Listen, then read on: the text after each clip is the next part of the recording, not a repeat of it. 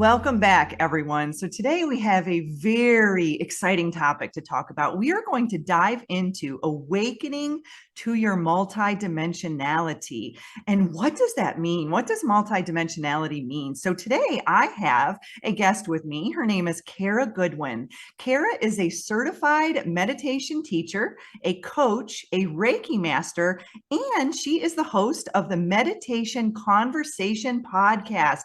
Welcome, Kara. Thank you so much for joining me today. Oh, thank you so much for having me. I'm really excited to talk to you. Yes. And so, when you reached out to me, I thought, we could talk about meditation. We could talk about these things. But then I saw that you had a story about awakening to your multidimensionality. And I thought, that's the topic. That's what we need to talk about today. So, we are all multidimensional, right? We are quantum. We are souls that exist across all dimensions, all timelines, all vibrations, all frequencies. And I think when I think of multidimensionality, I think of, we're mind, body, emotion, spirit, and energy. And we're a little bit of that. We're the divine masculine and the divine feminine, right? We're the light and we're the dark. And we are all one, but yet we're all individual. So what does multidimensionality mean to you? I mean, that's just kind of my understanding of what it means. Yes. Well, I love that. I love how you bring like the earthiness to it in terms of, because it's very, the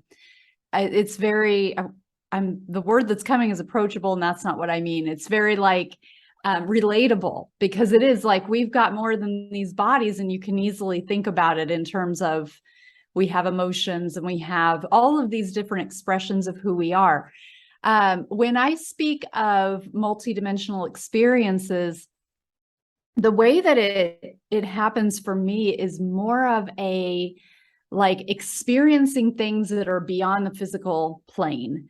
So beyond the 3D experience that we're used to, where we know what form looks like here. We know what our physical limitations are. We know that, we know about gravity. We know about, all of the things that we just don't even think about being here on this planet. I have had some rather spontaneous experiences where I think I'm going to go to sleep at night, and I lay down to go to sleep, and I start seeing and experiencing. It always starts with color. And the color begins to organize into shapes. So there's usually like a geometric element. Usually it starts by like almost looking like tiles, like a mosaic-y kind of, or like it always reminds me of a mosque. But what's funny is I don't know that I've ever even been in a mosque, but like the dome, like how there's that dome I think feeling. when I see it, it's like a kaleidoscope almost is the way that I explain it. Mm-hmm. There is a kaleidoscope element to it as well, where it looks like these fractals that are reflecting, and changing. So that can be part of it too, but there almost always is where I'm like, I'm in a dome, and it's like a repeating pattern of like, maybe like almost like a skinny triangle with rounded, that's one that I see a lot. But anyway, basically it's like these visuals just start to organize, and it just feels like you're in a place, like a domed place or whatever. And it's and not for me, a lot of times I don't see form, like I don't see beings there, but I'll see like shapes and geometries and colors. And then lifting up, there's like a continuous like lifting where then I start to experience different things. So I can lift up, and it depends. It's never like, it's not like always the same, but some of the places are familiar. Like some of them I've experienced, multiple times, but usually it's kind of like, if I keep lifting, then I'll get to a place that's like space. It's just like, there isn't like color, but it's kind of like a void type of thing, or it feels like an outer space type of thing.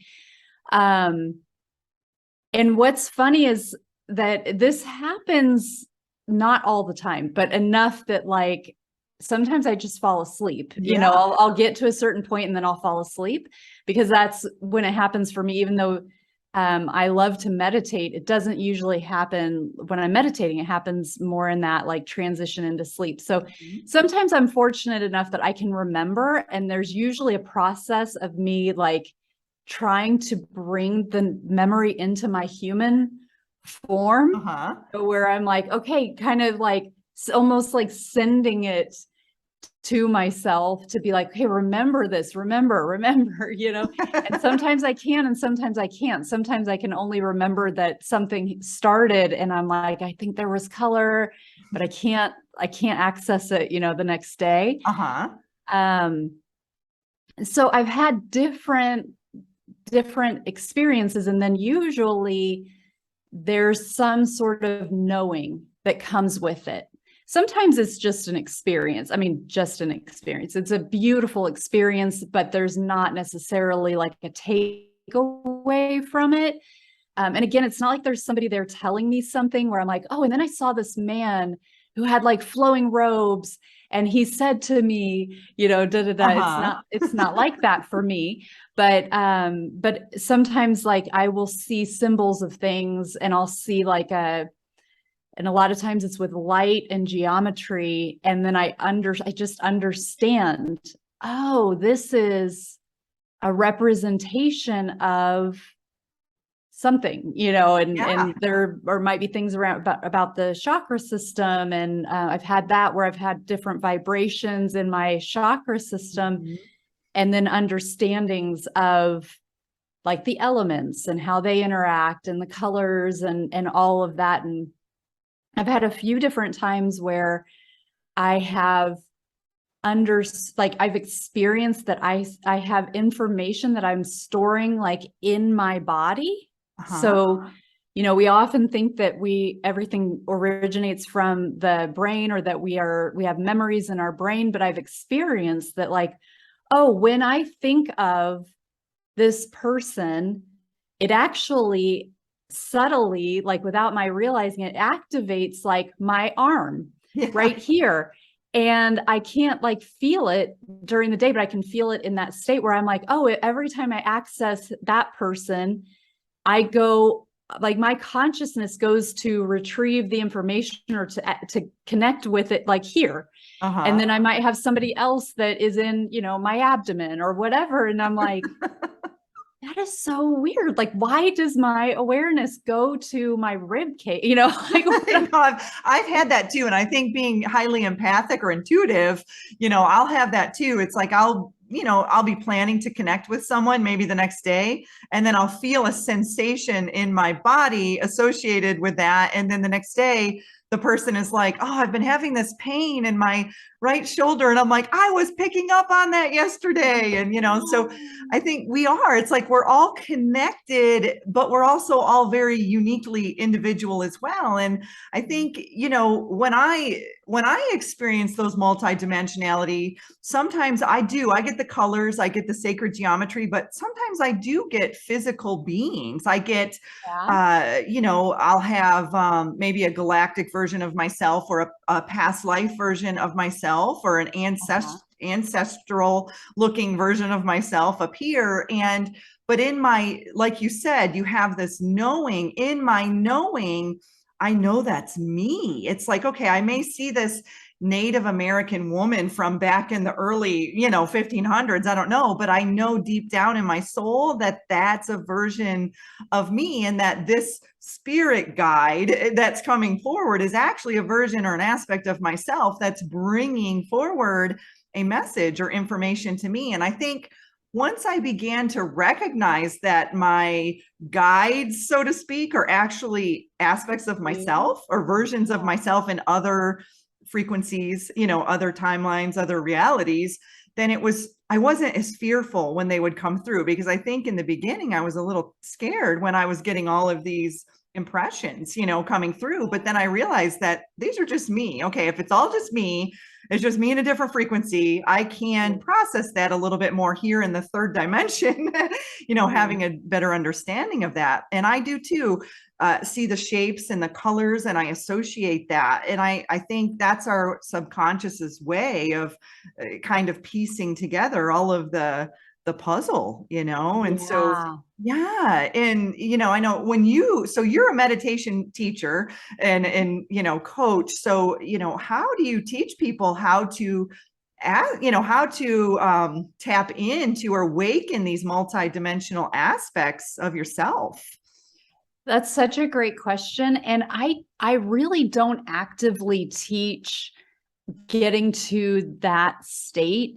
For one thing, I feel that I'm not the right person right now to be able to say like, oh, here's how you do it. Like I have not unlocked how I do it.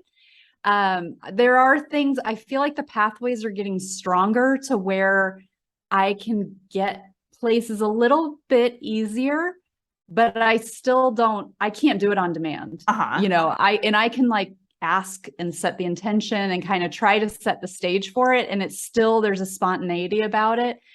And I also don't want people to think that that's the end goal. Absolutely. Because I think it's a step on the path, or maybe it's a reflection of what you need at that time, and you're open enough to be able to receive it in a certain way.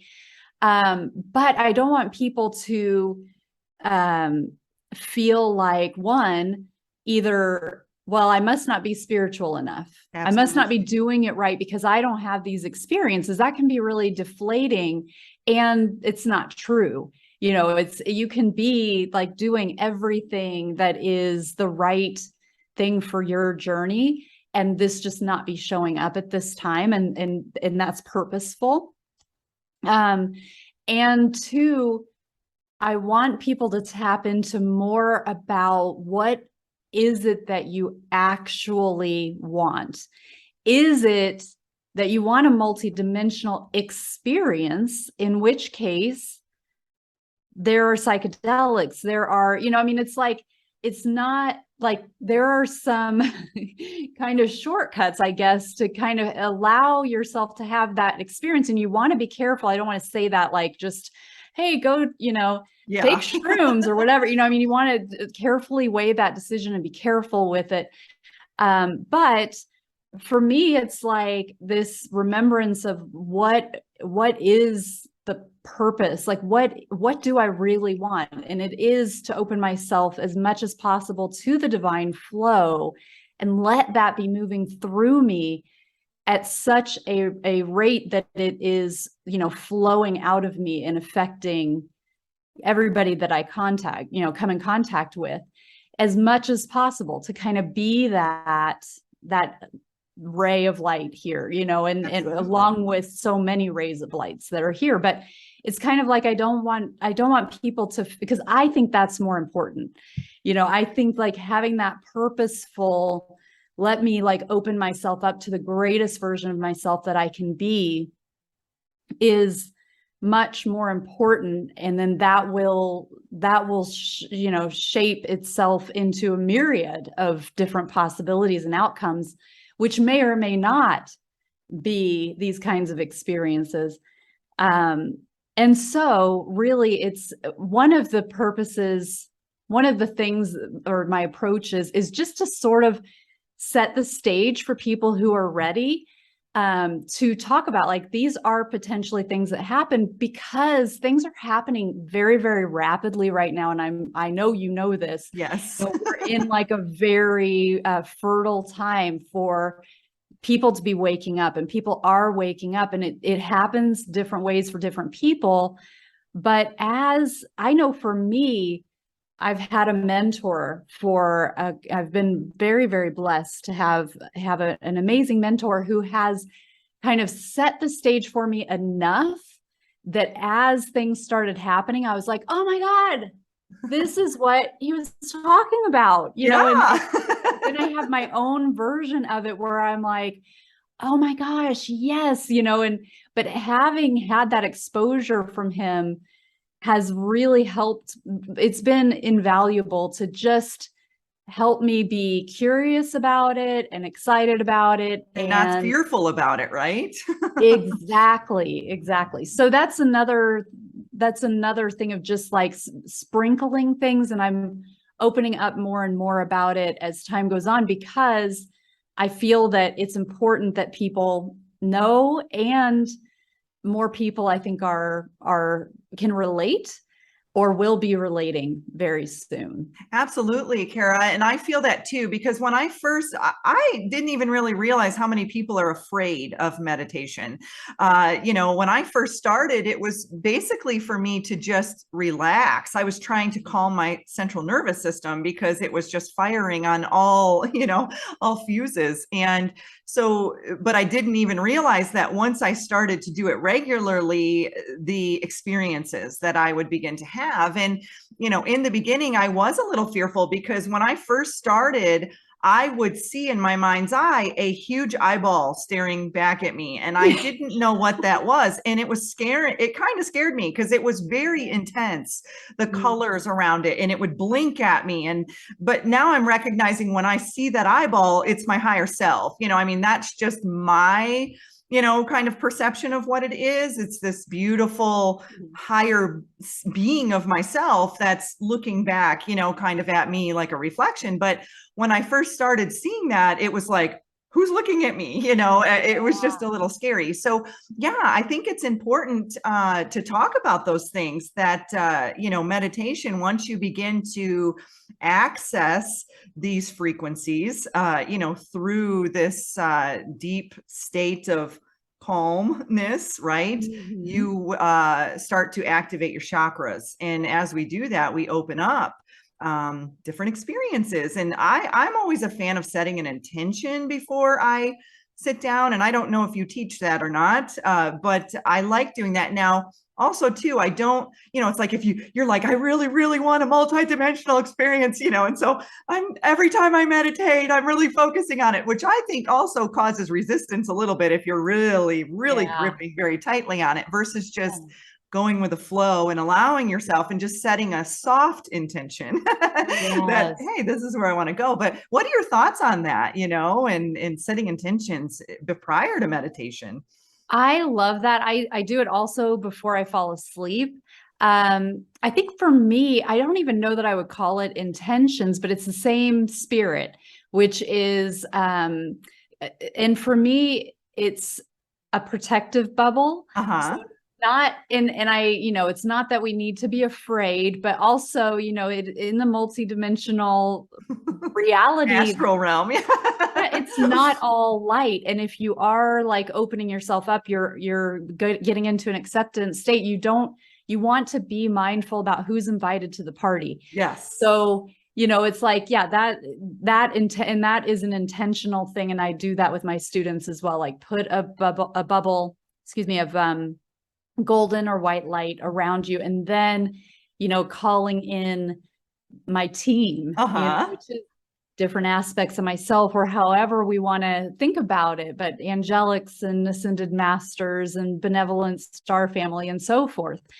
And so for me, that's really that's kind of where my intentions go. And then I sort of, the rest of my meditation usually is pretty, like just feeling into what's happening. But at night, I do tend to be pretty intentional about protection and calling in my team, and that I would like to, interact with my team and whether that be in the dream state or however it expresses itself. So I do love the practice of, and just the general, not even so much a formal practice, but just being intentional, about what it is that you're wanting to call forth. It's really important. It really is. And I love that you emphasize it on the dream time, because we are in the astral realm when we are in the dream state. And the astral realm, like you said, you can bring anybody to the party, but if you're not setting the intention or guiding the frequency, I guess, when you're getting ready to sleep and get into that theta state, you want to be in a frequency that is, the frequency that you're choosing to be in, right? And so I work a lot with the clients in the theta state, that brainwave state, right when you're first waking up and right when you're first going to sleep. And so those are very healing states. And, if you are going to bed anxious or mad or frustrated, and they say that for a reason, don't go to bed angry, but a lot of it is because you're holding a frequency, and that frequency, as you begin to move into that theta, is then also going to play itself out into your dream world. And so I think just having that 5 minutes prior to falling asleep and just really setting that, that goal or that intention or whatever you want to call it, to be able to hold that frequency and then move into your dream state. And you will, if you start to practice that, which I do, I use crystals too. I sleep with a lot of them under my pillow, but I also set that intention before I go to bed. And I often have beautiful dreams and beautiful experiences. And there was a time though in my past where I would have nightmares a lot. And I think a lot of it played into my nervous system and where I was at that time. And so I feel like, I don't know if you can call the dream world a meditation state or not. I don't know. I've never really thought about it that way before. Well, I like how you're talking about the theta state, because I think that the theta state is an important part of my experiences of tapping into multidimensionality. And one of the things that you talk about when you're talking about being in the astral plane with dreams, it brings to mind something that I have experienced a few times where I've talked about that rising, you rise up and then there's like a different sort of realm or however you want to think of it, but the experience changes. And it's like, oh, now I can see like these, octagonal passageways or whatever. But there have been a few times where I have been like, let's just, for the sake of illustration, let's say I'm here. And then I can tell that I'm starting to drift off, and I notice what's happening is that I'm coming back down, but it's almost like putting like sheets, like dust sheets over couches or over anything that's stationary. It's like the symbols, the geometries, like whatever it is that I'm seeing that's like geometric or more like golden lines or whatever. It's like form starts draping over it. And it's like, oh, what was happening in that plane, now a screen is coming up. That's really cool. and it's like, oh, this is so now I'm starting to dream because I'm putting form over the top of what I was seeing. And if I catch myself, then I'm like, no, I'm falling asleep, and I can like lift myself back up. But it always kind of makes me laugh because I'm like, oh, it gives me this sense of like, okay, this is not only like, it's clear to me that that's how dreams are formed, where we're having experiences in other places. And then there's a part of us that puts form on top of it because that's how our human mind can relate to it. So it's this, I see it, or at least, at this point, this is how I interpret it, is that we are doing work in other dimensions with our consciousness. And then, but in order to interpret it, that's how we do it. We put form on top of these more base level, foundational geometric things.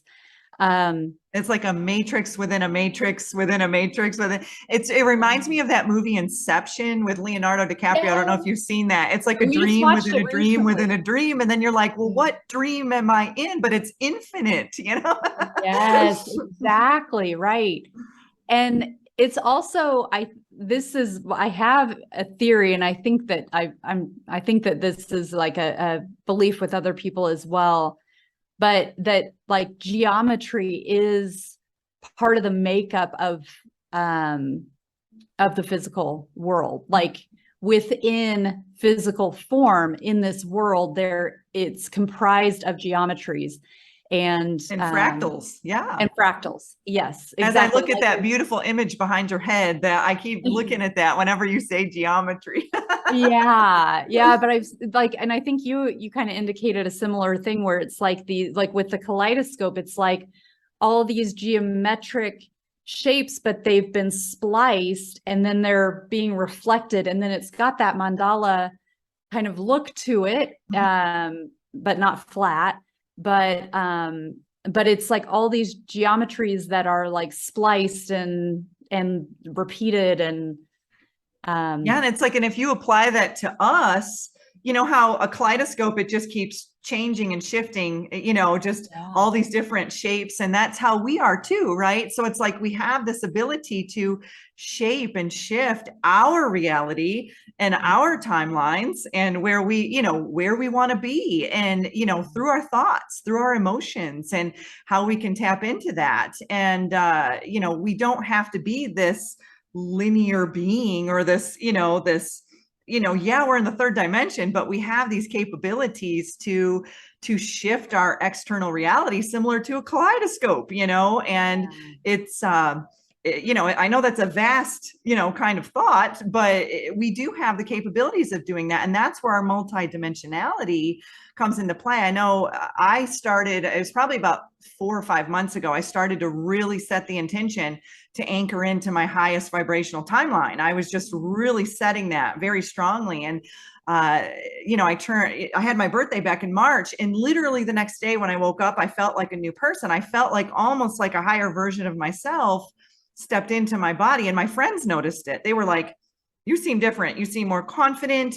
You seem more serious. You seem more driven. You seem more, and I'm like, I don't know what happened, but I feel like another higher frequency aspect of myself stepped into my avatar, so to speak, and ever since then, I have felt different. I'm still there. I'm still the same person, but I feel a different version of myself. And I start to, I kind of meditated on this a little bit, and, to see, I've done this throughout certain stages in my life. And, and then I thought, maybe this is what we categorize as an existential crisis or an awakening or a midlife crisis, is when we have another aspect of ourself, another multidimensional aspect of ourselves step in and say, okay, move over. I'm taking the wheel right now.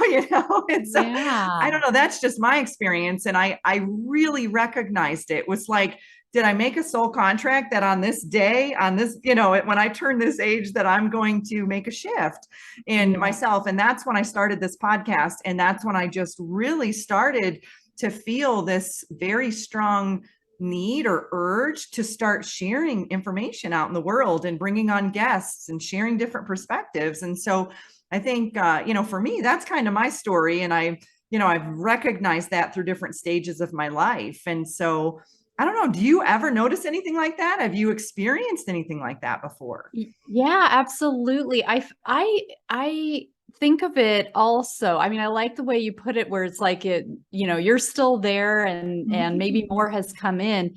I was doing a healing session a couple of weeks ago, and the person that I was working on, I just had this sense at a point where she was like flickering, like in and out, in and out, in and out. And the interpretation that I had, I mean, I shared just like the sensation with her, but it was like, she is ready to expand. So like, her world, her sphere, her, soul sphere, or her energy sphere is like, is like here. And then there's another, because we can keep expanding. It's not like we've arrived. It's not ever that, oh, we arrived. Now we're done. Yeah. It's like, no, you just can keep expanding. So it was like, light. Yeah. So it was kind of like she was expanding and then coming back to what, to her baseline. And then she was expanding and coming back to baseline. And I just had this sense that she was in this process of kind of like stretching and coming back and stretching and coming back. And I was like, but I think you're about to birth into that next Funny you level. said birth, because when you were saying stretching, expanding, I was thinking of a pregnant woman, like stretching and expanding. Yeah, So that's funny you said exactly. Exactly. Because that's how it was feeling. It was like you're ready to kind of hold this higher frequency, if you want to think of it that way, that you expand into a higher frequency. It was like she was getting ready to be able to hold that. But in the meantime, she kind of had to, like, she Work her couldn't. way up to it a little bit. Right. And I think that that is how it happens for a lot of people, which I think is a more secure way to do that, rather than like, boom, there you go. Here From we zero are. to Yeah. I 100. mean, it's a shock to the body if you do it that way. Yeah, yeah, absolutely.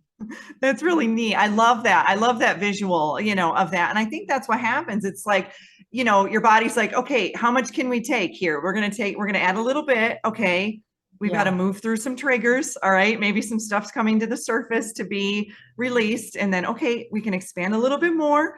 Okay. It's a little, and it's like the birthing process. It gets there's times when you feel good, and then there's times when you feel uncomfortable, and then you feel good again, and then you feel uncomfortable again. And I think that's what we're all going through during this awakening process. As we begin to heal, we begin to move more in, to diving in to the shadow, and balancing out our light and dark, our masculine and our feminine, and, all of those beautiful aspects of each and every one of us that may be a little unbalanced, and as we begin to balance, it can feel like a pressure cooker sometimes, and it may not feel good. But then there's times when you're like, oh, I feel like I integrated that. I feel so much better.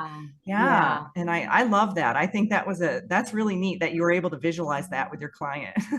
Yeah. And I think, I absolutely agree with like the body wanting to integrate, but the mind, your mental well-being also benefits from this, like this patience of like expanding a bit, and then, not like, I don't know. I don't want to pick on like Kundalini yoga, but yeah. but just as an example, like Kundalini yoga, the whole process is to have this like Kundalini awakening, and it's really working at it from a body perspective of like using the breath, really trying to like activate something, but you need to balance that. Like we need to be mentally ready for that too, and mature. We need to be spiritually mature and ready, so that we do have balance, because it's possible to force these things to happen. But if you have that incongruency in your energy fields with the body or with your mind, it can be really damaging. So I love that you brought that up, because I feel like, everybody's like, I'm healing my triggers. I'm moving through energetically. I'm doing this and this and this. Well, the body is third dimensional, and it takes a little bit longer for the body to catch up. And so, if that's the multidimensionality of it, is the mind, the body, the soul, all the aspects. And so it's like, and I noticed that it's like, if I'm working, a lot energetically, it's like, I'm like, ooh, I'm feeling some pains in my body. It's taking my body a little bit of time. Or if I really focus on my body energetically, I have to move through some things, and then emotionally. And so I love that you brought that up, because it's a holistic approach. It's a multidimensional approach in how we heal. And it's like, if we're putting 100% of our effort in our physical, then these other areas are, kind of needing that. So it's like, there needs to be a nice balance between all of them. And I think that's where our mastery comes into play, is when you can recognize, okay, I need to work over here a little bit more, because I've been really focusing in this area. And I think that's where just listening and going inward and tuning into yourself and saying, where do I need to kind of tweak and fine tune some things a little bit? Yeah, absolutely. I love that. Yeah. It's all about balance, It really is. And it's so exciting. Like, it's such an exciting journey when you start to recognize that there's so much more happening underneath the surface, that what we have taken for granted as being reality is just a portion of what we are actually experiencing from a total consciousness perspective. And again, it keeps going. So, you can hit a certain level of awakening, and there's more, it's why it's kind of like, I was saying something about how I was interpreting something that happened. It's like, well, what I think, like at this moment in time, how I interpret that is this way. I'm here today. Tomorrow I may not be. Yeah, exactly. Because I may like find something new that resonates with it, that totally like makes me look at it from a totally different perspective, where I'm like, oh my God, that's what was happening. Yeah. That was hidden. Like I didn't even see that, and then so that happens a lot, where it's like, oh, wait, if I actually look at it from this way, then there's this, and look at that, and so it is just, it's this, this wonder and excitement, and also, balancing that with patience and trust, trusting in the highest good and in your own divine path, and the uniqueness of every person's journey, because it's different for all of us. It is. This is one of the things that I'm so excited to see these days more and more, is people kind of owning their own experience and their own exploration, and kind of getting away from for a long time, the guru model served, when we were in a different vibration on this planet. That was a really important way for people to find their path. And these days, there's a lot that we gain in not being locked into what can become very dogmatic. Absolutely. When we tie ourselves to, because that's a limited belief, right? Yeah. And we're looking at somebody else's experience and trying to emulate somebody, trying to fit ourselves into that experience. And I love that, Kara, because I look at it as an analogy. We all have a human body, but the finger has a different experience than the toe has a different experience, right? That. So it's like, yes, we are all one. We're all a part of it. We're all a part of the body. But what one body part experiences is a different perspective than what another body part experiences. And so it doesn't mean that the finger's experience is wrong. It doesn't mean that the toes experience is wrong. They're just different. They're just unique, right? So, it's like, I guess that's the way I kind of look at it, as when I hear that we are all one, it's like, okay, that's my third dimensional, self, kind of breaking it down in an analogy that can understand that, okay, I get that. We're all part of the body, but we all have a different, different perspective. And so, and I love that. It's, there's no one size fits all, there really isn't. And we're all here to experience different things and to have our own perceptions, our own beliefs. And like you said, what we believe today may be different. It could shift in 2 minutes, based on our consciousness expanding. And that's why when I share this podcast, it's like I look back to my first and second podcast and I'm like, man, I was a different person back then. But it shows how much you grow through that process. I've had my podcast since 2018, and it has just evolved so much. And I feel it 1,000%.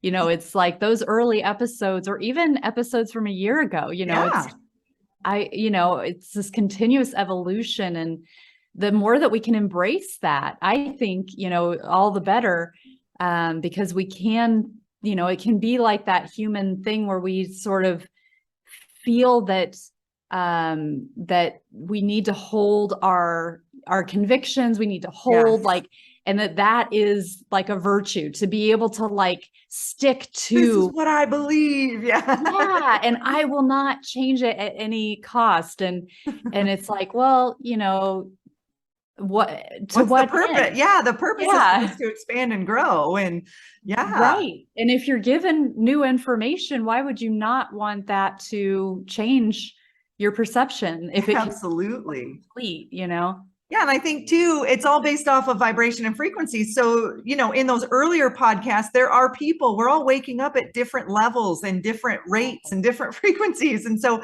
there are people who are in resonance with, where we were back in 2018, and now where we are and where we'll be in 2024, so it's like, so it's all very fluid. And I think that's where I think I'm going, I think when I book, my guests, it's like, okay, I like the fluidity of it. And I like to see, okay, what's your perspective? What's my perspective? That's awesome. How can I expand and grow? And, so I think that's my intention with my show, is to just, I love to be able to share my perspective in this now moment, and then also listen to others, and then see, wow, I took some tidbits from that, and now I can see where I can really expand my consciousness in these areas. And I think, the more we do the inner work too, I know with me, when I started to look inward is when I really grew really quickly. And so I do think sometimes we need to look back at ourselves and say, if our external reality isn't changing, we need to look at our internal reality and see where can we shift here. Yeah, beautifully said. Yeah. Absolutely. Well, this was really nice, Kara. I really enjoyed this conversation with you. And is there anything else you'd like to add? How can people reach out to you if they want to learn more? They can tune into the Meditation Conversation podcast, but how can they reach out to you if they want to, maybe schedule or connect with you? Yeah, thank you so much. And first of all, thank you so much for having me. This has been so much fun. I've really loved this conversation. And yeah, I have a website called karagoodwin.com. That's Kara with a K. And you can go right on my homepage, and there's a free meditation you can sign up for. It's a 10-minute meditation to just bring in more light. I have a couple of free things on there. And then if you want to develop a meditation practice, I have like a 21-day self-paced program. Oh, I love I that. have a community, a membership community, where we get together and do live online meditations every week, and more things that go with that. I have a retreat coming up. I'm in Indiana. Where are you? Idaho. Oh, okay. Mhm. Oh, wonderful. I'm in Indiana, and I'm having a retreat in Indiana at the end of October. So Oh, it'll be a beautiful time in Indiana. Oh yeah. So if Changing of the anybody wants leaves. to, yes, right. And this is a beautiful spot. We've got there's a vortex, an energy vortex on the Ooh, I site, love and we that. yeah, and we had a retreat there. I do it with my friend who's a very powerful shaman. And last year we unexpectedly opened another vortex while we were there. We didn't go to the retreat going like, let's try to open a vortex. Yeah. But it like things, we were just sort of led to that. And what was fascinating is that it's a community that's there. And there was like one liaison that I was working with kind of in the background, just as, like who's in what room, and we need this and but she wasn't really interacting with anybody else. And at the end, she was like, can I speak with your group? And I was like, absolutely. And she's like, we really wanted to thank you for coming, because this was last year, like September. So COVID had just been a big deal, and a lot of things have been closed down. She's like, we've had so many groups cancel. So it means so much that you guys are here. So, that you followed through, and we know what you've been doing, and we've been supporting you in the background. And amazing. yeah, she's like, and we thank you, so much. And I'm like sitting there going like, well, I haven't talked to her. Like I didn't say anything. And then, but I assumed that my partner, Michael, the shaman, must have talked to her at some point. And so I asked him, and I'm like, did you tell Dawn about the vortex? And he's like, I haven't talked to Dawn. And I'm like, how'd she know? She's intuitive. She's highly intuitive. She's tapping in.